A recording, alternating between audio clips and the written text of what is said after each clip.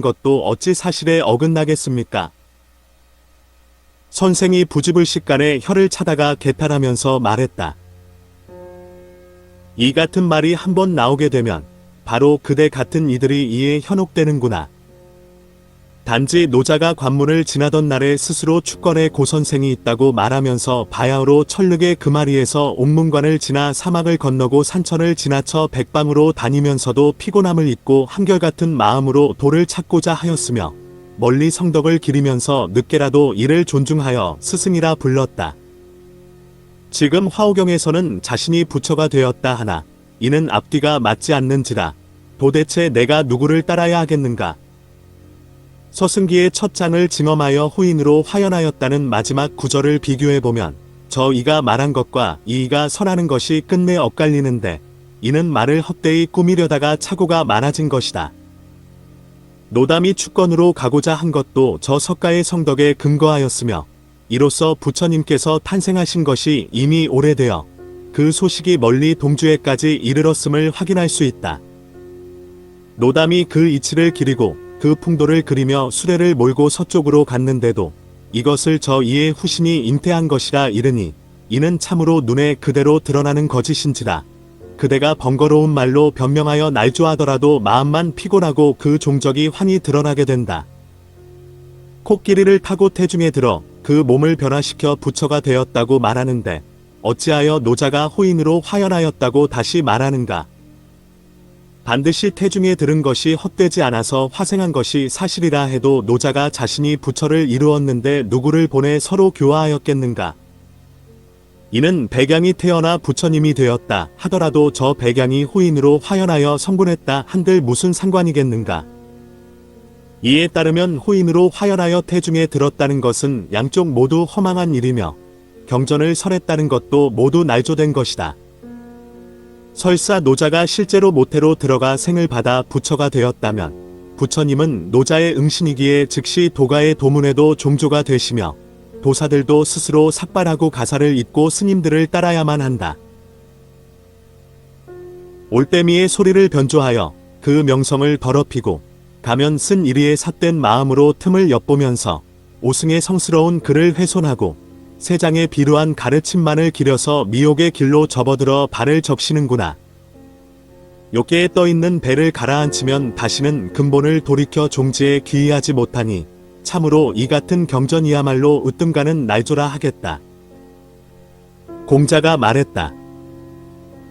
이를 다시 날조라 말씀하시더라도 제가 어떻게 이를 말이 있겠습니까? 단지 도가의 법이 흥기한 것은 수고인지라.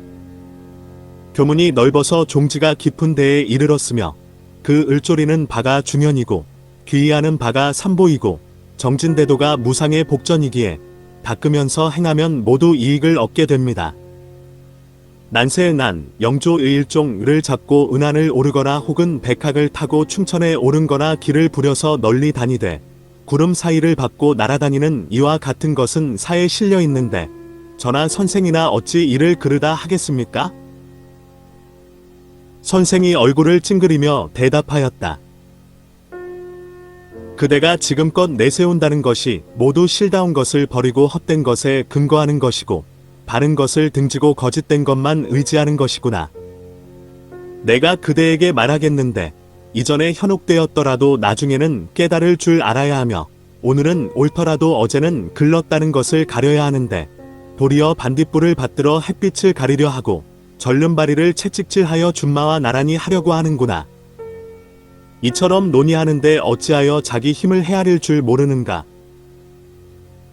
도가의 가르침이라는 게 참으로 도탄이 많은지라 본래 하나의 기가 파생하여 만일을 이룬다 하니 그대가 수고라 일러도 이는 거짓된 말이 아니다.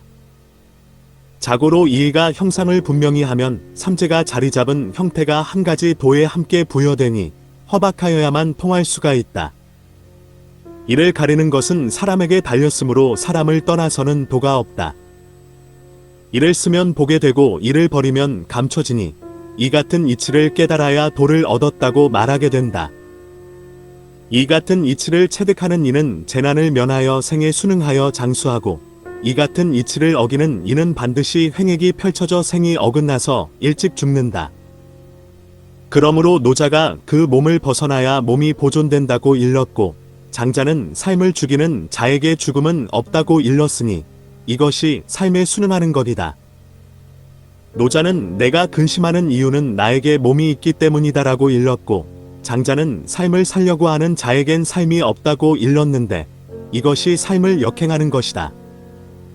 몸을 벗어난다는 것이란 자기 몸을 스스로 귀하게 여기지 않고 남을 업신여기거나 물건을 함부로 대하지 않으면서 소리색 인하의 재미 따위의 법을 탐하지 않는 것을 말하므로 모두 함께 이뤄가야만 이 환난을 면하고 마침내 그 수명을 마칠 수 있는 것이다.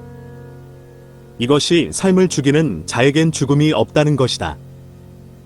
몸이 있는 것이란 자기 몸을 스스로 귀하게 여겨서 남을 업신여기고 물건을 함부로 대하고 소리와 색과 재물과 이익을 탐하여 그 몸을 봉양하되 생으로 생을 두터이 하면 물건마다 걱정거리가 되어 그 몸으로 굴욕을 맛보고 재난이 연이어 천수를 다하지 못한다는 것이다. 이것이 삶을 살려고 하는 자에겐 삶이 없다는 것이다. 이것은 사람의 행실로서 도를 논한 것이다. 만약 나라로서 논하자면 군주가 사치를 없애고 소리와 색을 막고 궁시를 줄이고 세금을 낮추고 부역을 줄여서 농자업을 권면한다면 위에 있는 임금은 팔을 펴고 한가로워질 것이고 아래 있는 신하는 배를 두드리며 즐거워할 것이다. 상하가 서로 편안하니 바람과 비도 때맞춰 내리고 1월도 반듯하게 빛나서 조력이 장구하게 된다. 이처럼 그 몸을 바깥에 두어 몸을 보존한 이가 요하순이다. 군주가 사치스럽고 교만하며 궁시를 장식하고 소리와 색에 탐닉하고 부역을 무겁게 하되 그 머리마다 세금을 매겨서 산 사람을 힘들게 하는 데다 법령이 복잡해져서 죄 없는 일을 사륙하면 비바람도 때를 어기고 별자리도 도수를 잃으며 위에서는 임금이 우매하고 밑에서는 신하가 어지럽히기에 도적이 사방에서 일어나 종사가 무너지게 된다. 이와 같이 몸이 있는 것을 행한 이가 걸과 주의다. 이같이 수행하여 몸에 행하는 것을 신도라 이름하고 나라에 행하는 것을 화도라 이름한다. 그러므로 공안국이 복기의 설을 3분이라 이르면서 대도를 말한다 하였고 소의 설을 오전이라 이르면서 상도를 말한다 하였다. 그러므로 도덕경에서 도를 도라고 할 수 있으면 상도가 아니다라고 일렀고 다시 대도가 황폐해지면 인의가 생겨난다고 일렀으니 바로 도가의 도를 밝히자면 곧 이것을 이르는 것이다. 임금이 도를 체득하여 함이 없으면 바로 그때의 민속이 태평해지고 사람이 도를 체득하여 무위에 이른다면 생을 온전히 하여 수명을 다할 것이다. 수명에도 세 등급이 있어서 상수는 120살이고 중수는 100살이고 하수는 80살이다. 불사라 말하는 것은 이 같은 세 가지 수를 늘여서 요절하지 않는다는 것이다. 그대가 이르는 주면을 을조린다는 것도 도덕경에서 아득하고 또 아득하니라고 이르는 것이다. 이같이 묘하게 이관을 밝히더라도 모두 한 가지 마음의 허망함에서 나오는 것으로 이를 보고 저를 보면 변별하는 마음이 생겨난다. 그 변별하는 마음을 되짚어 보면 종당에는 합당한 주체가 없는지라 이 같은 일은 아득하여 알 수가 없으니 이러한 까닭의 현이라 한 것이다. 아득하고란 심원이 명매한 것을 말하고 또 아득하니도 명매의 이치이니 이 또한 불가득이다. 다시 명매가 심월하기 때문에도 또 아득하니라고 이르는 것이니 이처럼 노자에게는 지혜로운 마음이나 성스러운 지혜가 없어서 유연을 비추지도 못하고 미묘에 통달하지도 못하였다. 그러므로 이같이 의심내는 것이다. 그대가 말하는 삼보에 귀의한다는 것은 도가의 위경에는 삼보의 이치가 없고 오직 도덕경에 그래만 삼보가 있으니 경에서 나에게 세 가지 보물이 있으니 이를 보배로 지닌다. 첫 번째는 인자함이고 두 번째는 검소함이고 세 번째는 천하와 그 앞을 다투지 않는 것이다고 이르렀는데 여기서 인자함이란 자비로 가엽게 여기는 이치이고 검소함이란 앙보하여 탐하지 않는 이치이고 천하와 앞을 다투지 않는 것이란 겸양하여 남을 존중하는 행위다.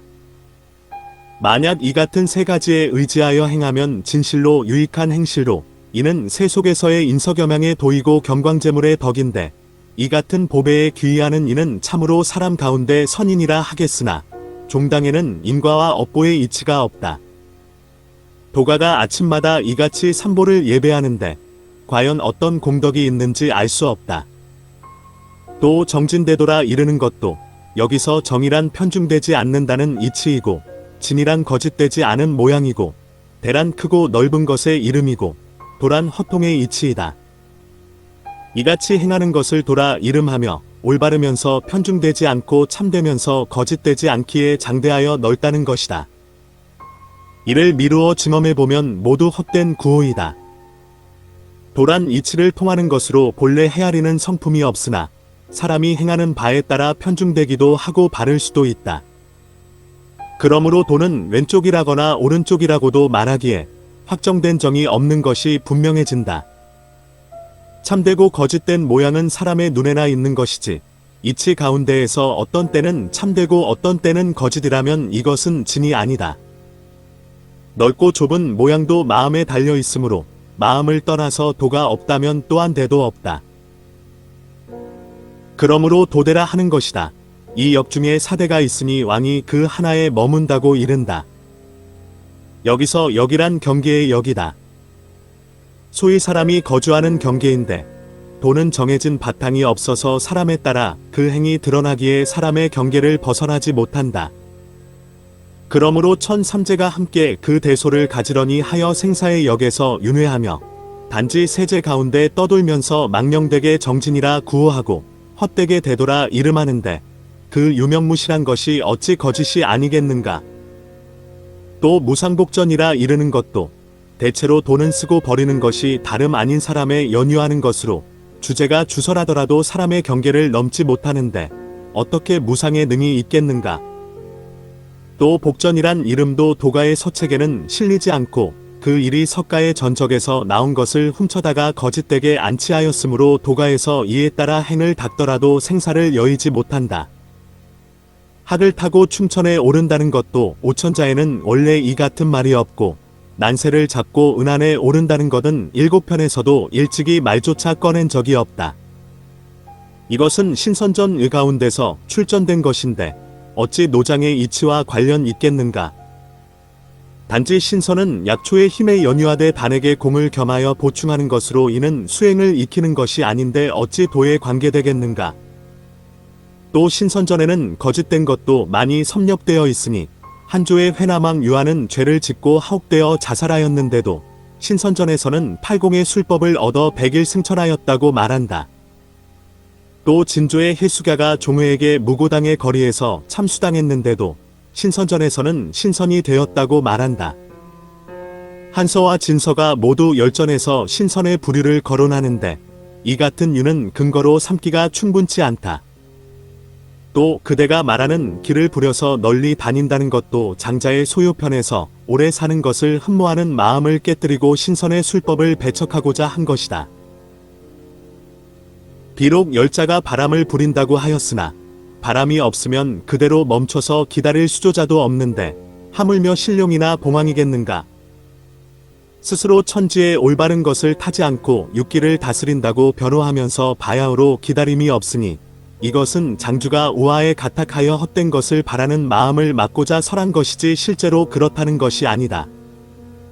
구름 사이를 밟는다는 것이란 영보의 옥경산이 거짓이듯이 경에서 이르는 보허라는 것도 헛된 말이다. 날아가되 구름 사이를 밟고 허를 타고 현기를 걷는다는 이와 같은 것은 장도름과 육수정 등이 꾸며내어 말한 것이다. 천존이 현도의 옥경산에서 설법을 마치고 여러 천상의 진인들이 천존을 에워싸고 구름 노를 밟고 위로 올라가 찬양하며 떠났다고 이르면서 이를 가리켜 보어라 말하나 이 또한 거짓된 경전임을 앞서 이미 논파했는데 어떻게 날조된 것을 끌어다가 다시 거짓을 증거하겠는가. 공자가 다시 말했다. 이것이 헛되다는 그 명만은 받들지 못하겠습니다. 실다운 경전에 근거하여 증명할 터이니 선생께서 이를 허락해 주십시오. 선생이 말했다. 어찌 허락하지 않겠는가?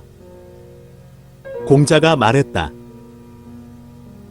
서승경이 노자가 설하는 것과 같지 않고 영보천존이 허구더라도 이는 불경의 사적과 대체로 맞아 떨어집니다.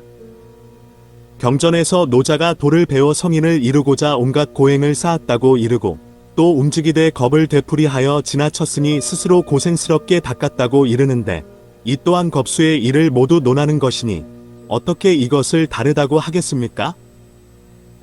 선생이 말했다. 서승기가 진실로 노자가 설한 것이더라도 후세 사람이 부처님의 일을 보태어 그 글과 섞어 놓은 것이다. 노자 도덕경 두 편에 따르면 원래 겁수라는 이치가 없는데 어떠한 이유로 서승기의 내용에는 겁수란 이름이 있는가? 또 이 땅의 서사에는 겁이라는 일조차 없었다.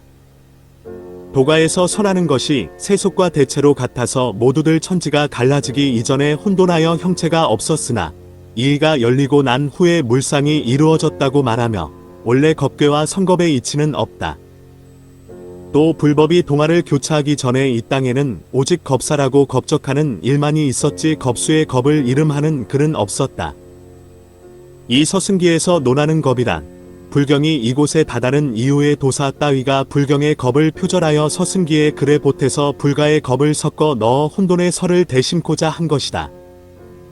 도덕경에 따르면 도에서 일이 생기고 일에서 이가 생기고 이에서 삼이 생기고 삼에서 만물이 생긴다고 이른다.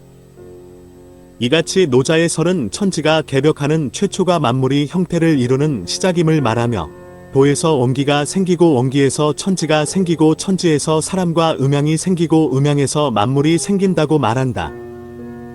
이처럼 1에서 2가 생기고 2에서 3이 생기고 3에서 만물이 생긴다는 것이 세속의 서책에서 말하는 것과 그 대강이 비슷하다.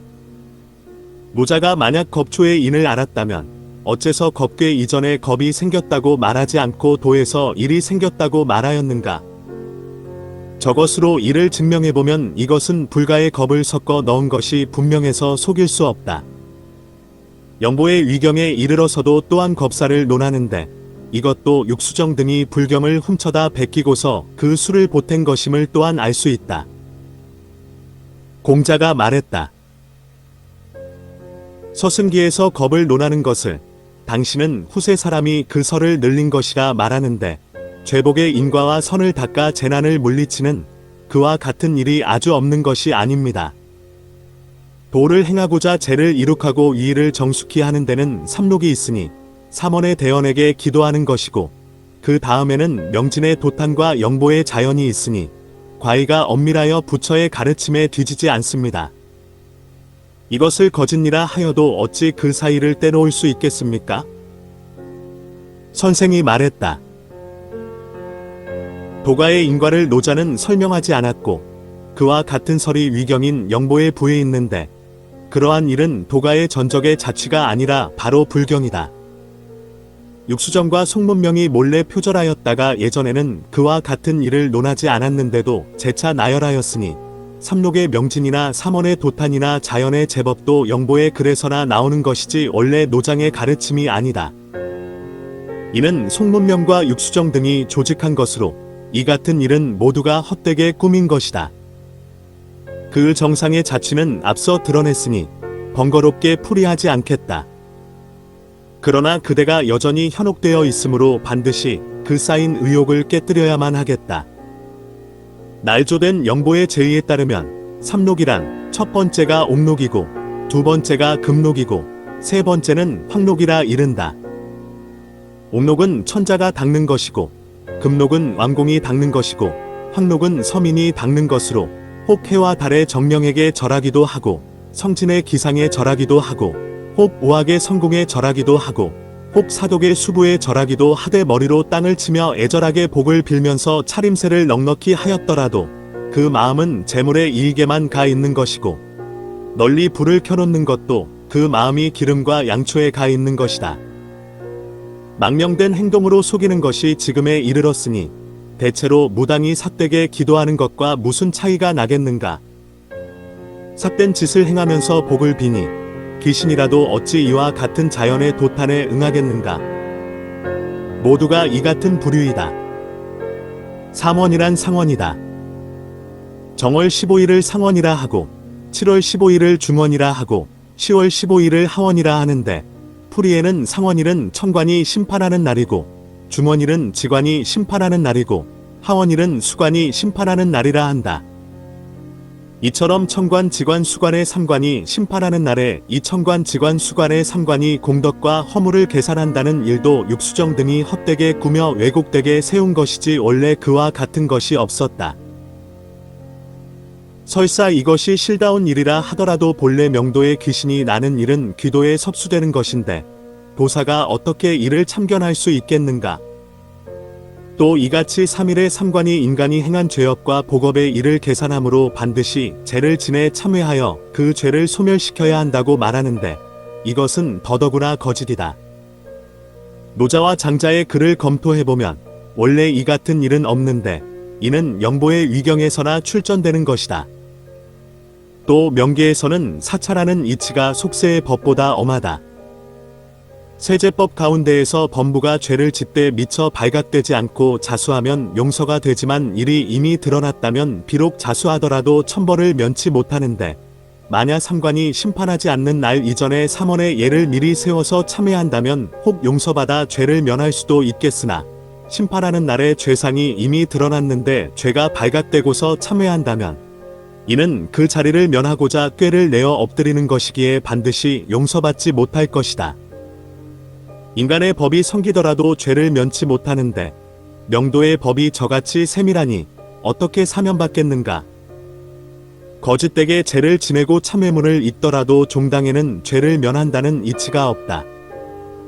허망하게 행하면서도 비루한 중생이 이를 깨닫지 못하니 설사 엄급의 과를 진설하더라도 참으로 죄를 씻는 데는 아무런 보탬이 되지 않는다. 공자가 말했다. 선생께서 언변이 하늘을 찌르듯 하시고 말씀이 땅을 울리듯 하시니 은혜로운 말씀으로 새겨주시는 것이 마치 얼어붙은 계곡에 봄 이슬 내리듯 합니다. 혼도하는 말씀에 값이 입어도 연못이 겨우내 얼어 있었기에 미천한 재가 불을 켠다 해도 받지가 못합니다. 햇볕이 내리쬐는 것을 대하자 그만 할 말이 없어 꿇어앉은 채로 숨을 삼키고 어깨가 처지나 아직도 의심을 떨구지 못하였습니다. 다시 바라건대 묘하게 풀어주십시오. 그제서야 황제가 신이님을 깨닫고 가마에서 내려 재배하고 사과하면서 짐이 부덕한지라 비록 선대의 대업을 이었으나 언제나 조심하면서 늘 떨어지지 않을까 염려하였는데 성품이 우매하여 성인을 알지 못하였습니다라고 머리 혼도하는 말씀에 값이 입어도 연못이 겨우내 얼어 있었기에 미천한 재가 불을 켠다 해도 받지가 못합니다. 햇볕이 내리쬐는 것을 대하자 그만 할 말이 없어 꿇어앉은 채로 숨을 삼키고 어깨가 처지나 아직도 의심을 떨구지 못하였습니다. 다시 바라건대 묘하게 풀어 주십시오. 영보의 말이 모두 허망한 것이라 하여도 노자의 사적은 헛되지 않을 것입니다. 하상공은 신선이 된 사람으로 예전에 한나라 효문제 때에 초옥을 짓고 강가에 살았습니다. 효문제가 도덕경을 좋아하여 왕공이나 경상 및 이천섭 녹공의 신료에게 모두 읽혔으나 도덕경의 몇 구절을 풀이하지 못하여 황제가 그 뜻을 통하지 못했습니다. 이때 누가 하상공이 늘 도덕경을 외우니 아마도 알 수 있으리라고 말하자 황제가 뜻을 모르는 구절을 사람을 시켜 하상공에게 묻게 하였으나 하상공이 도를 기리고 덕을 귀히 여긴다면 멀리서 물어볼 수는 없는 일이라고 대답하였습니다. 이에 황제가 친히 강가로 가서 의문나는 것을 물었으나 하상공은 황제를 보고서도 머리를 쳐들고 높은 데 의지하여 앉아 있었습니다. 마침내 황제가 괴이쩍게 여겨 천하의 왕의 땅 아닌 곳이 없으며 강기슬게 사는 선비라도 모두 왕의 신하 아님이 없다. 짐이 사람을 살리거나 죽이기도 하고 부귀하게도 하는데 그대가 덕이 무겁다 하더라도 어찌 이리 거만한가 하고 묻자 하상공이 손바닥을 치며 크게 웃으며 허공으로 수장이나 솟아올라 오색의 구름 위에 앉아서 황제를 내려다보며 내가 위로는 하늘에 닿지 않았고 아래로는 땅을 밟지 않았으며 가운데 있으면서 남에게 신세질 일이 없는데 폐하가 어떻게 나를 귀하게도 하고 가랄하게도 하겠소라고 말했습니다.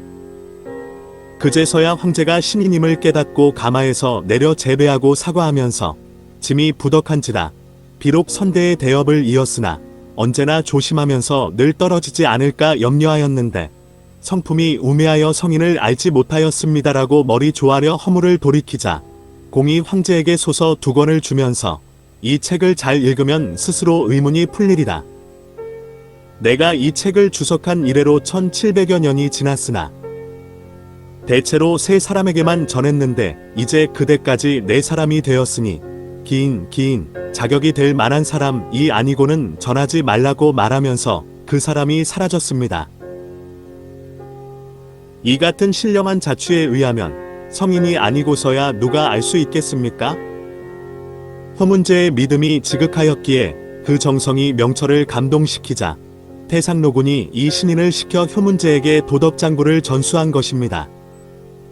허문제가 이를 받고 나자 하상공이 회영반진하여 상방으로 돌아갔는데 이같이 신령함이 완연하여 분명한데도 어떻게 거짓니라 하겠습니까? 선생이 말했다. 그대의 이 같은 말도 더욱 허망한 것으로 길거리에서 흘려들은 말을 어찌 믿을 수가 있겠는가? 그대가 말한 것도 가련히 도덕경에 서문을 지으면서 이 같은 말을 꾸며 넣어 강좌를 현혹시킨 것이나 둘러댄 것을 깨닫지 못하고서 그대까지 이에 의혹하게 되었구나. 한서의 제기를 잠깐 보더라도 대체로 행행은 기록되지 않은 것이 없는데 감천궁에서 경사까지 100여리에 불과하더라도 황제의 행차는 모두 기록해 두었다. 또 경제 때에 오해 7나라가 반란을 일으켜 태우가 동궁에 있을 때에 황제가 찾아가 자문을 구하였는데 이것도 상서에는 황제가 동궁을 내왕하였다고 이르고 있다. 또 무제가 오조궁을 순행하면서 하동에 이르러 후토에게 제사 지낸 것까지 역사에 쓰여 있다. 도사 성현영이 도덕경에 소를 지으면서 하상궁은 섬주 성남 삼리에 있었다고 하는데 이는 오조궁이나 감천궁에 비해 몇 배나 먼데도 한서는 어째서 이를 말하지 않는가? 하물며 하상궁이 앉아서 공중으로 솟구쳐 올라 운길을 타고 올라가면서 황제에게 책을 주어 도덕경을 널리 폈다면 근교에서 신광에게 제사 지내거나 이씨 부인의 일에 비해 이것이 더욱 빛나는데도 이를 버려두고 기록하지 않았으니 참으로 이 같은 이치는 있을 수 없다. 또 하상공이 내가 이 책을 주석한 지 1700여 년이나 되었다는 이 같은 말은 더욱 해괴하다.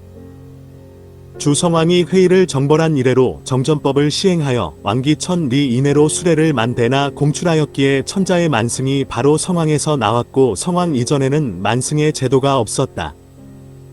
성왕의 제위에 근거하면 주공이 석정한 것까지 합치더라도 모두 37년이며 난왕이 진나라 소양왕에게 살해당하기까지가 총 860년이고 진나라 소양왕에서 자영에 이르러 항우에게 멸망되기까지 합쳐서 50년인데 한 고왕제의 제위 12년, 해제의 제위 7년, 여태후의 섭이 8년, 문제의 제위 23년을 합치면 성왕에게 효문제 말년까지 모두 932년이다. 도덕경에 어떻게 만승의 주군으로 몸을 천하에 가벼이 하며 난 구절에 의하면 노자가 이 경을 설할 때가 성왕 이후다. 본래 경에 주석을 다는 것은 경을 해석하기 위한 것인데 경이 있지도 않았는데 주석이 어찌 먼저 이루어지겠는가. 따라서 1700년 어쩌고 하는 것은 날조이다. 또 하상공의 노자주에서 순도합인이나 주공합애곡이라 말하는데 이같이 주석한 말은 전부 주공 이후인데도 1700년이라 한 것은 더욱 망령되다. 사적이 이미 날조인데 감흥이란 것이 어찌 실답겠는가. 태영의 설조차 헛소리인데 반진이란 말은 얼마나 그릇되었겠는가. 공자가 말했다. 역사책에 실리지 않았으니 참으로 근거 삼기가 어렵습니다만 어리석은 소견으로 이같이 현혹되곤 합니다. 노장의 가르침이 그 유래가 오래고 도사의 칭호도 지금에서 이뤄진 것이 아닙니다. 관우와 존용이 진설되어 이에 이르렀으며 이 같은 관은 눈으로 경험하여 알 수 있는데 어찌 모두 거짓이겠습니까? 선생이 말했다. 노장의 가르침을 내 어찌 일부러 훼손하겠는가마는 불경과 비교하자면 아주 다른 것이다. 선을 논하는 것이야 길이 같다 하더라도 애쓰는 바가 다르고 많은 근본에 두더라도 법도가 다른지라 취하는 바도 나눠진다. 노자의 가르침은 자유에 두고 불법에 이른 인과를 밝히는 데 있었다. 이축과 7편의 깊은 이치는 죽음을 잊고서 물상의 경계를 고르게 하는 데 있고 8만 4천의 법문은 정멸을 개합하여 열반의 경계에 처하는 데 있으며 수신과 치국의 요체는 도덕경에서 모두 밝히고 범부를 버리고 성과를 증득하는 것은 반야의 글에서 드러내었으니 집착을 버려서 경계를 깨뜨리고 아르마리를 그쳐서 몸을 잇는 것이다. 도덕경에 그러한 말이 없지 않더라도 어찌 행을 세울 수 있겠는가? 그 종지에서 닦는다는 것은 오직 인간에 있으니 과를 지극히 하여 겨우 수고에 이를 뿐이다.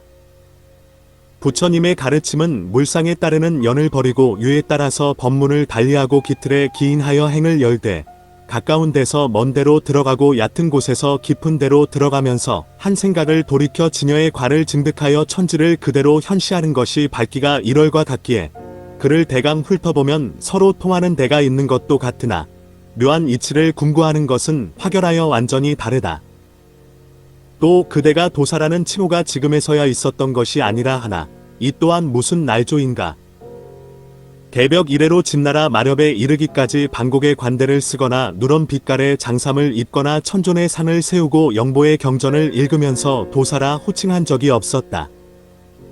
도사라 칭하는 자들은 광성자의 무리들이 시대에 뒤지면서도 왕후나 업신여기고 속세에 어울리지 않으면서 그 뜻을 고상하게 여기는 자들이다.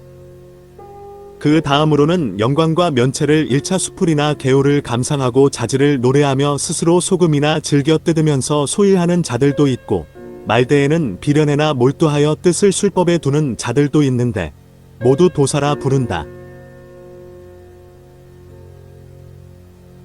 자취는 비록 속가와 달리했으나 의복에는 별다른 제도가 없었다. 한나라 명제 때의 불법이 중하에 이르자 오나라 저고년의 술사 가련이 오나라의 군주 송건에게 상서를 올려 불법은 서역에 전이고 중국에는 도교가 먼저 있었으니 이제 그 법을 펼치기 바랍니다라고 말하여 비로소 하나의 관설치되었는데 이것이 지금 관우의 시초이다. 가련이 다시 도경을 날조하면서 태극좌 성공이라 자칭하면서 그 조작한 경을 성공천문경이라 제목하였다.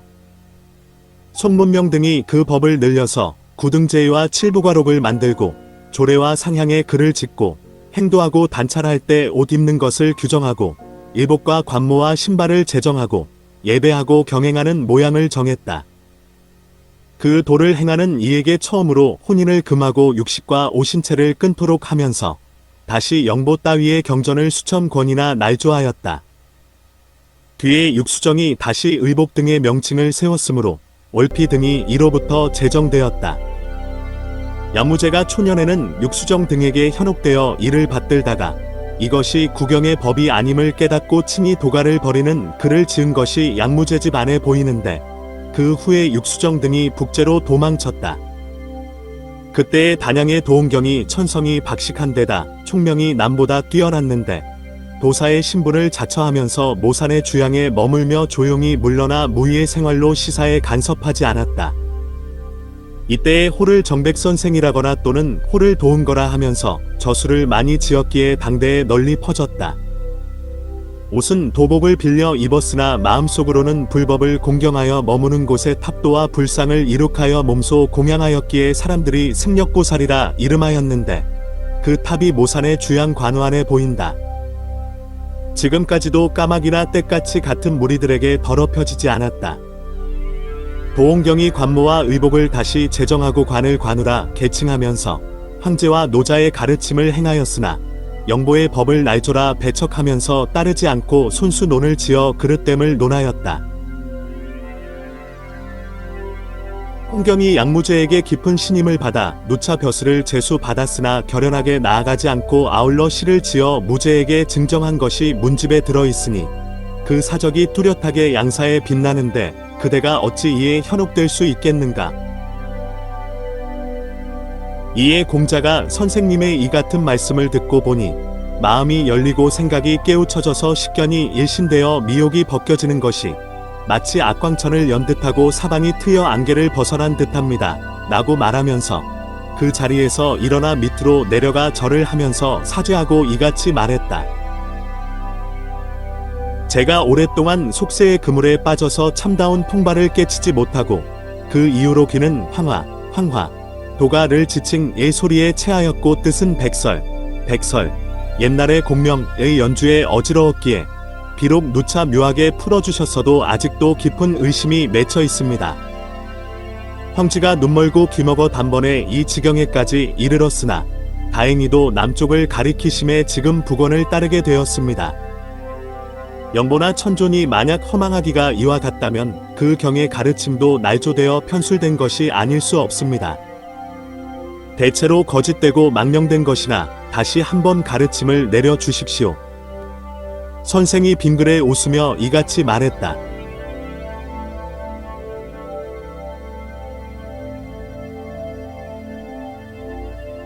그대가 지금에서야 깨달았구나. 아침에 깨달았어도 저녁에 다시 의문이 남아있다면 곧 이를 질문하라. 내가 지금 낱낱이 논해주겠다. 공자가 말했다. 불교에는 비구와 비구니의 이부 대중이 있는데 도법 내에도 도사와 여관의 두 부류가 있습니다. 피차간의 위의를 살펴보면 부족하게 갖추는 것이 부처님의 계율과 같다 하겠으나 스님들이 250개를 받고 비구니는 500개를 받는데 지금 도사와 여관이 수지하는 법록은 일률적으로 동등하여 증감없이 모두 10개의 법을 받고 아울러 부록의 법을 받으니 이 같은 법이 어떠한 사람에 의해 전해졌는지 알지 못하겠습니다. 선생이 말했다. 도사와 여관에게는 원래 계율이 없었으나 다시 불가의 10개를 표절하고서 저들의 법인 진문과 상첨을 보탰으며 모두 흰 비단천 가운데에다 부도를 그리고 옥자를 쓴 것이다. 그 진문에는 모두 세 법이 있는데 첫 번째가 팔경으로 일월과 성신의 형상을 그려 넣은 것이다. 두 번째가 오로로서 오로의 신을 그려 넣은 것이다. 세 번째는 오악이니 오악의 산 형태를 그려 넣은 것이다. 이 세 가지는 원래가 각각 따로 받아 쓰는 것이라 한꺼번에 수지할 필요가 없다. 상첨은 그 가운데에다 상청천 가운데의 관이와 부도 따위를 적어 놓은 것이다. 처음에 10개를 받고 다음에 진문을 받고 뒤에 상첨을 받으면 그 법이 갖춰진다. 녹이란 그 수가 아주 많아서 어떻게 모두 말할 수 있겠는가마는 간략하게 따져보면 1500장군과 35대장군 따위의 녹이 있어서 이 같은 녹을 받게 되면 부적 근방의 술법과 장표의 법을 행할 수 있다. 부처님께서 비구니는 여자인지라 그 성품이 애욕에 많이 물들기에 금기에 따라 법을 제정하셨다. 그러므로 스님들보다 갑절이나 많아진 것이다. 그러나 도가의 법록은 대체로 사람이 망령되게 조작한 것이기에 그 근성을 가리지 못하였는데 그 때문에 도사와 여관에는 다시 어떠한 차이도 없게 되었다. 이 같은 법이란 것도 장도름이 그 같은 일을 날조하여 지어낸 것이다. 공자가 말했다. 노자도 이와 같은 것을 말하지 않았으므로 이는 날조가 분명한지라 어찌 현혹되겠습니까마는 도법에는 예전에 계율이 없었는데 도사가 혼인하지 않게 되었으니 어떠한 정과 기에 근거합니까? 선생이 말했다. 도가에는 원래 음욕을 금지하는 계율이 없다. 지금의 도사들이 혼인하지 않은 것은 스님들을 흉내내어 그리한 것이기에 하나같이 근거할 게 없다. 그러므로 수나라 때 숭양관의 도사 이파가 표장을 올려 도법의 도사에게는 결혼을 금하는 조항이 없으니 도사들이 처첩을 얻도록 허락해 주십시오라고 청하였으며 그 표는 이파집에서 보여진다. 공자가 말했다. 가르침에는 금욕에 대한 과가 없는데 혼인하는 것이 어찌 그 가르침에 어긋난다 할 수 있겠습니까? 이파가 이와 같이 주청한 것은 참으로 타당합니다. 도교에서 종지로 삼는 것은 노자의 뿌리하며 노자가 주나라에 봉직하다가 나중에 서역으로 갔으므로 종당에는 출가하여 혼인을 끊었다는 자취가 없습니다. 도사들이 오늘날 출가하는 것은 누구의 가르침에 의한 것입니까? 선생이 말했다. 출가의 법은 서역에 근거하는 것이다. 석가가 국왕의 귀한 자리를 버리고 비빈에 대한 미련도 버리고 출가하여 도를 닦아 6년간 고행하다가 하루아침에 성불하였으며 성불하고 나서 교진여 등을 제도하였다. 이 땅에는 원래 출가라는 삭조차 없었고 노자도 스스로 부인을 거느리면서 주나라의 사관으로 봉직하였다. 주나라를 떠나 서쪽으로 갔더라도 그 몸이 속인이니 근본적으로 부인을 버리고 옷을 바꿔 입어 출가하는 형상은 없었다. 그러므로 노자의 아들 이름이 종이고 종의 아들 이름은 하이며 이 나라에 봉직하여 단간 후에 봉해졌다가 나중에 한나라 교동왕의 태부가 되었던 것이 각각 열전에 남아있다. 또 도덕경에 따르면 자손의 제사가 그치지 않는다고 말하는데 이것은 가르침에 따라 수행하면 자식이 번성하여 대대로 자손이 단절되지 않는 것을 논하는 까닭에 그치지 않는다고 말한 것이니 어찌 음욕을 끊을 수 있겠는가. 도사가 오늘날 출가하는 것은 근본적으로 불교를 흉내내는 것이지 별다른 근거는 없다. 공자가 말했다. 비록 불법의 출가를 배웠더라도 본종에는 이 같은 가르침이 없으며 노자가 혼인을 금하지 않고 경문에서도 자손을 말했으니 오늘날 불교의 종지를 배웠다 치더라도 아는 이는 진실로 이를 수긍하고 믿습니다. 세종을 훔쳐내고서 귀를 가린다 하더라도 어찌 다른 사람의 견문까지 막을 수 있겠습니까? 망령되게 천존의 자치를 세운 것은 앞서 탄로났고 경의 가르침을 위조한 것도 이미 겉으로 드러났습니다. 영보는 송문명 등이 찬술한 것이라도 여타의 경전은 어떤 사람에 의해 지어졌는지 자세히 가려주실 것을 엎드려 부탁합니다. 바라건대 그 근원을 파헤쳐 주십시오. 선생이 말했다. 도가의 경은 도덕경 2편과 서승기 1권을 제외하고도 다시 황정내경의 논이 있으며 다른 여러 경은 모두가 거짓되어 편술된 것이다. 또 태평경 180권은 촉나라 사람 우길이 지은 것으로 이 사람은 그 형적을 잘 가려서 불경을 힘들게 베낀 것이 많지 않고 대부분 제왕이 나라를 다스리는 법도와 음양의 화생 따위를 설했는데 모두가 갑잡으로 편집되어 그 부지를 삼았다. 또 태청이나 상청 따위의 경은 모두가 비련 따위의 법을 기술하는 것으로 처음에는 5권이었으나 수나라의 도사 유진이가 보탠 것을 도사 이중경이 후술하여 10권을 이루면서 아울러 불경을 그대로 베껴서 죄와 복을 훔쳐다 삽입한 데다 인과를 날조하여 불법을 어지럽혔다. 당나라 이래로 익주의 도사 여흥과 풍주의 도사 방장이 해공경 10권을 함께 지었고 도사 이영이 다시 세욕경을 지어 그 실법을 무성케 하였다. 도사 유무대가 또 대영경을 지어 우람분경을 모방하였고 또 구유경을 지어 죄와 복의 보응을 분류했다. 나머지는 큰 부질이 아니지만 날조된 것은 그 수를 헤아릴 수 없으니 어떻게 석가 대성이 홀로 법왕이 되시어 서쪽 나라의 교화를 펴고 그 말씀이 동화로 전해진 것과 비기겠는가. 너러구의 설에 따르면 상나라의 태제가 공자에게 묻기를 사망이 성인인가 하고 묻자 공자가 사망이 직무에 능하여 지혜와 용기를 갖췄으나 성인인지는 구도 잘 모르겠다고 하였다. 오제가 성인인가 하고 묻자 공자가 오제가 인의를 잘 베풀었으나 성인인지는 구도 잘 모른다 하였고 사망은 성인인가 하고 묻자 공자가 사망이 때를 잘 썼으나 성인인지는 구도 잘 모른다고 하였다. 이에 태제가 놀라서 누가 성인인가라고 하자 공자가 내가 듣기로는 서방에 성자가 있는데 성인이시기에 다스리지 않아도 어지럽지 않고 말하지 않아도 저절로 믿으니 너무 넓고 커서 백성들이 그에 대하여 이름을 붙일 수 없다고 대답했다.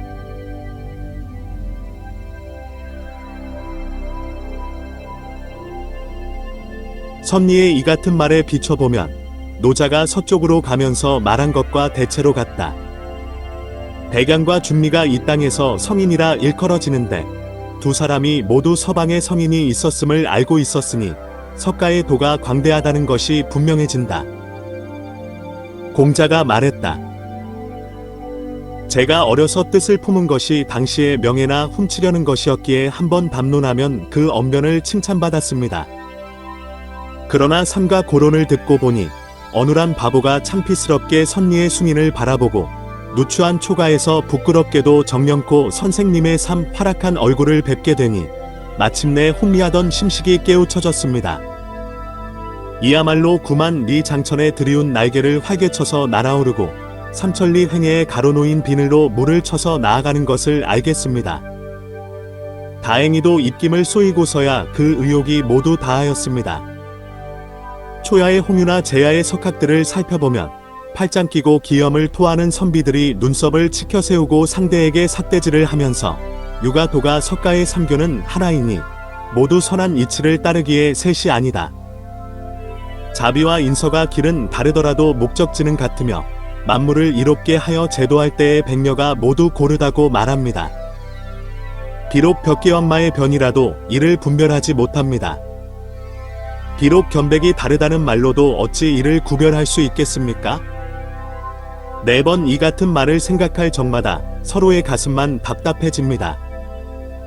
청하건대 한번 상세하게 의논해 주셔서 온갖 의혹을 없애주시기 바랍니다. 선생이 말했다. 그대는 무슨 말을 이리 하는가? 내일 일찍이 논을 짓고자 하였으나 서둘러 탈구하지 못하였는데 그대가 청하기에 내 뜻을 보여주겠노라. 대체로 삼교를 그 무리에 따라 분류하면 구류로 자잘하게 나눠지는데 본래의 자취가 이같이 달라서 이치 또한 갈라진다. 단지 거칠고 얕은 것만이 서로 차이나는 것이 아니라 범부와 성현으로 완전히 현격해진다. 글에 따라서 서로 통용되듯이 보이더라도 이치를 궁구해보면 완전히 같지 않다. 8괴에서 상을 이루고 6효로 정의하며 용도를 펼쳐 호를 정하고 조적을 관찰하여 설을 지었다. 입덕과 이번의 3부는 삼왕의 교화를 펴는 것이고 수음과 수범의 오전은 오제의 시책을 드날리는 것이니 마침내 희대의 주문공에 이르러 예를 제정하고 악을 이루었고 이남의 풍화가 융성해졌다. 공보자가 시를 편수하고 역을 찬술하되 시빅을 새겨 정미롭게 하였으며 존귀함과 비천함의 차례를 세우고 군신과 부자의 도를 확정하지 않은 것이 없다. 그 다음으로 장유와 부부와 친구 간의 유별을 밝히고 충정을 다해 나라에 봉사하고 효제를 기려서 가정을 윤택하게 하고 공손함과 겸양을 쌓아 극기하고 인서를 베풀어 만물을 대하고 신의를 돈독히 하여 교제를 넓히며 염치와 양보에 힘써 그 행을 짚어가는 이와 같은 오덕이 입신의 이치이다. 문법을 펴서 속세를 교화하고 무공을 다스려 난리를 누르고 연사를 닦아 신기를 안녕케 하고 종묘를 숭상하여 조상을 공경하면서 사냥과 수렵을 늦추도록 인도하고 금을 놓는 이치를 새로이 하고 흥겹게 놀면서도 근원을 존중케 하고 사냥하는 규정을 바르게 하였다. 무참히 사륙하는 정전의 노고를 치하하고 축생의 도사를 다스려 천양하며 복을 구하고 가슴에서 겨드랑이를 꿰뚫어 사냥하는 오락을 거듭하며 어린 목숨의 살가죽을 벗기는 것을 마음 푸는 낙으로 삼는지라. 형법과 예법을 일으켜도 도리어 간사함이 일어나고 부세를 얻더라도 구차하게 살아간다. 나라를 빼앗고 왕기를 훔치게 되면 아비를 해치고 군주를 시해하며 권력을 다투면서 이권으로 치다르면 종족을 멸하고 이족을 없애니 자비로운 큰 은혜가 없다. 측은지심이 있다 하나 작은 어질미기에 삼세의 인과에 매여서 일생의 화복만을 밝히느라 여타의 재앙이나 경사를 자손에게 남긴다. 악을 지으면서 선을 닦더라도 도리어 명보를 끊기에 살아있어도 목숨은 기한이 정해져 있는지라 끝내는 귀신이 되고 만다. 장수한다 해도 변철한다는 기약이 없는데 살리기를 즐기고 죽이기를 싫어한다고 이르면서 목숨 중하기가 사람이나 축생이 같은데 자신의 마음에 비추어 어찌 살상할 수 있겠는가 하고 말한다. 그러므로 자공이 고삭의 양을 죽일 때에 그 울음소리를 듣고 고기를 먹지 않은 것도 자기 마음의 빌미에서 남의 목숨이라도 생을 아끼는 마음이야 나와 남이 모두 같음을 체득하는 것이다. 그리하여 공구가 산등성이의 까치를 맛보지 않았고 우정국이 형벌을 늦추고 손수고가 음덕을 쌓아 초나라 장왕 때에 그 후대가 창성하였으므로 고문에서 그 봉작을 기다렸다. 하우가 진나라 군대를 전멸시키고 백기가 조나라 군병 40만을 구덩이에 묻었으나 두우에게 주살되고 지체가 오강 위에 흩어졌다. 또 화복을 당대에 입기도 하고 또는 그 영역이 자손의 몸에도 미치기에 몸으로 짓고 후사가 받는 것이 아비의 보를 받는 것과 동일하다. 업이 그 자손에게 전해짐으로 갚은 것은 자기가 아니기에 선함을 쏘아 그 원수를 갚고 항두가 목숨을 살려준 은혜에 보답하고자 수레를 돌격하였고 유약은 원해를 따라 수레를 함께 탔었다. 이처럼 유명의 교접을 논하더라도 사람과 귀신이 서로 척지게 되고 죄와 복의 어변에서 보응의 윤전이 달라지는 것이 아니기에 유가와 불가의 현격한 차이도 이로써 명확해진다. 대체로 도가의 가르침은 유가의 일위로서 황제가 그 연원을 이루고 노담이 그 옷고름을 풀어서 근본을 궁리하였다. 정을 보하여 길을 기르고 광채를 감추고 빛을 숨겨서 생을 온전히 하여 해침을 멀리하고 무의로 청어를 즐기며 사사로움을 줄이고 욕심을 없애는 이러한 것이 그 종지이다. 이후로 순박함이 변하여 말대에 이르자 재갈을 나눠매고 각자 달려갔다. 한 가지 무의 이치에서 파생되었으나 3등의 차별을 세웠는데 상등은 곡기를 끊고 수명을 늘려 신선이 우아하는 것으로 이를 널리 이룬 이가 광성의 황제이다. 다음은 부드러움을 지켜서 강함을 경계하여 분별을 잇고 아르마리를 그치는 것으로 백양과 자유가 이들이다. 하등으로는 시대를 멀리하고 영예를 버리고 바위 틈에 살면서 계곡물을 마시는 것으로 허유와 소보가 이들이다. 신선의 자취를 추구해보면 일마다 헛된 것에 근거한다. 황제의 봉기에 따르면 황제가 방중수를 행하여 도양법을 닦고자 72궁녀를 거느렸으며 91개의 금단을 먹고 승정호에서 용을 채찍질하여 날아오르면서 101등 철하였기에 신하들이 사모하며 의관과 장검과 신발을 거두어 교산의 양지에 장사 지냈다 한다.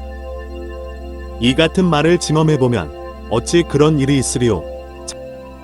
황제의 자취도 이와 같은데 신선전에서 거짓말만 늘어놓은 것은 이미 앞서 논하였기에 번거롭게 다시 말하지 않겠다. 대체로 노자가 가르침으로 삼는 것은 5000자의 글에 갖추어 있으며 장주가 논을 부연하여 7편에서 그 요지를 상세히 하였다. 도를 밝히고자 음야는 천지의 화기이고 사시는 생육하는 이치라는 걸 설명했는데 말하자면 도에서 1이 생기고 1에서 2가 생기고 2에서 3이 생기고 3에서 만물이 생긴다고 말했다. 엄군평 등의 풀이에는 1이란 온기이다. 말하자면 혼돈이 갈라지지 않아 형상을 볼 수가 없고 형상을 볼 수가 없는 도에서 일기의 조짐이 생겨나는데 기가 맑은 것은 하늘이 되고 탁한 것은 땅이 되기에 이 같은 일기에서 하늘과 땅이 생긴 것이니 1에서 2가 생겼다고 한다. 천지의 화합으로 인하여 음양과 사람이 생겨났으니 2에서 3이 생겨난 것이다. 사람이 음양을 받아 음양이 품위와 동식물의 부류를 생하게 하므로 이러한 삶에서 만물이 생겨났다고 한다. 그러므로 주역에서는 이름 일양을 돌아 이름으로 도를 밝히는 것이 곧 음양이다. 음양은 헤아릴 수 없으니 신명이라 이르고 이 같은 음양의 이치는 헤아려도 알 수 있는 것이 아니기에 이를 신묘라 이른다. 이 같은 음양의 이치에 순응하여 그 품성을 안정시켜 분수를 지키고 유연하게 명리를 떠나 무의를 즐기고 성품을 왜곡시키는 성질을 끊고 분수를 뛰어넘어 듣고 보는 것을 버리고 묘함을 이끄는 양광과 함께하여 유무의 상집을 없애고 앞서려는 마음을 좌절시키고 어지러운 마음을 풀어내어 강용에 없앤 줄기를 없애고 소리와 색에 깊이 물드는 것을 줄여서 화복이 엎드려 있는 싹을 체득하여 인자하고 건박하고 겸양하고 물러서는 행을 행하면 그 수고를 다할 수 있어 신체의 환란을 면하게 되므로 마침내 자손이 창성하여 제사가 끊이지 않는다. 이에 거슬리면 목숨을 일찍 잃어 삶을 상하게 하고 낭패를 부름으로 혈통이 끊어져 그 후사를 잊지 못한다. 그러므로 잘 세워진 것은 뽑히지 않고 잘 감싸주는 것은 벗어나지 않으므로 자손의 제사가 끊이지 않는다고 말했다. 장주는 소 참는 것으로서 그 생을 온전히 하였고 육불을 전하듯이 그 목숨을 이어가고 만물을 고르게 하여 탐욕의 길을 막고 사지를 잘라 형해의 미련을 버리고 나무 기러기를 만들어 어리석은 지혜로 굳게 지키는 방책을 멀리하였다. 손가락으로 말을 가르치는 비유로 천지간에 집착하는 소견을 잊게 하고 변화를 섞어서 나비를 꿈꾸었으나 한번 요절하면 자식을 잃는 것으로 이어지니 태산이 털끝보다 작다고 하며 크고 세밀한 분별의 허망함을 이같이 드러냈다. 조균이 대춘보다 길다고 하여 길고 짧음에 매이는 것도 바야흐로 허상이라 하였다. 이 또한 장주가 속정에 망집이 생기면 길고 짧고 곱고 미운 것의 실정에 따라 인하의 탐욕심을 일으키므로 자신을 이롭게 하고자 만물을 해치면 환난을 초래한다고 풀이한 것이다. 여기서 한 생 내에 이와 같이 전도되면 수명을 짧게 하여 목숨을 해치고 유에 끌려 몸을 망친다고 논하는 것으로 미래 명보의 이치가 없고 과거 어변의 이치가 없고 당대의 선악을 지어서 그 소행에 따라 당대에서 보를 받는다고 하므로 유가의 서책에서 말하는 것과 큰 뜻은 대체적으로 같지만 이로써 불교와 도가가 완전히 다르다는 것을 밝히기에 충분하다. 공자가 말했다.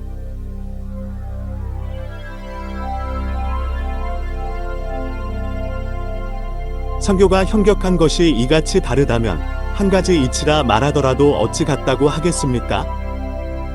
이처럼 자유가 마음을 재개하여 몸을 잇는 것은 다른 이에게 복을 비는 것이 아닙니다. 그러나 선미가 재개하여 음식을 바꾸는 것이 어찌 이에 근거하여 과를 구하는 것이겠습니까? 설사 도가에서 공양하여 명조를 구하고 천존을 날조하여 구제받는 공을 희망하는 것도 어찌 헛된 낭비이겠습니까? 어찌 헛된 낭비이겠습니까?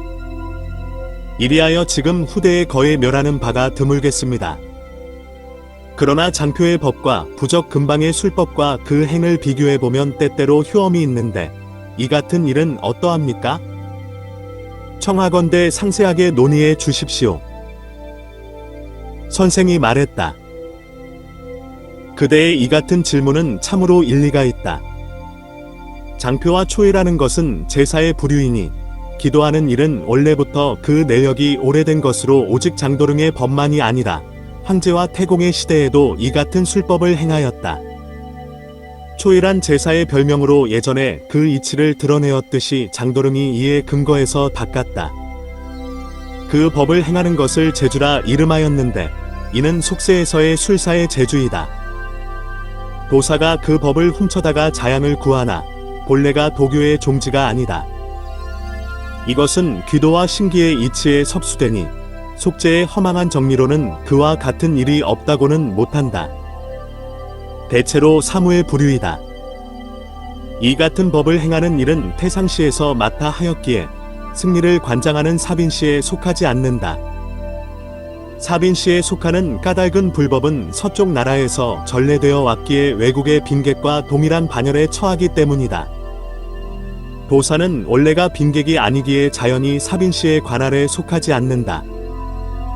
또 장표와 초이로서 제사를 행하는 법은 사례시의 일이다. 단지 사찰의 도관이 짝하게 되자 이로 인해 사빈시에 차츰 귀속된 것이나 사실로서 이를 논하자면 기를 교사에 합쳐 관할하고 있다. 또 부적이란 기록으로 귀신의 도를 행하여 영험이 있게 하는 것이니 이 어찌 괴이하지 않겠는가. 공자가 이에 말끔히 의문을 풀고 나자 기뻐하며 절을 하고서 이같이 살해하였다. 제가 쓰고 달고 매운맛의 절은 어물전에 살면서 냄새를 잊었으며 이에 빠져 뜻을 잃고 세월만 보냈습니다. 지금 빛이 흐려지며 서쪽으로 지는데 방성이 나타남에 비로소 미쳐서 동으로 달리지 않는 패단을 깨달았으니 아침에 이를 듣고 저녁에 죽더라도 마음에 깊은 위안이 되겠습니다. 앞으로 삼가 명을 받들겠습니다. 다시 청하건대 이 같은 뜻을 받들고자 글로 묶어 스스로 개책하면서 미래에 전하여 저 거꾸로 달려가는 무리의 우매한 습속에 젖은 마음을 개혁시키겠으니 널리 펴서 선비들이 진여의 이치를 이해하도록 바로 기록해서 논을 만들어 여러 후대에 전하겠습니다. 삭사인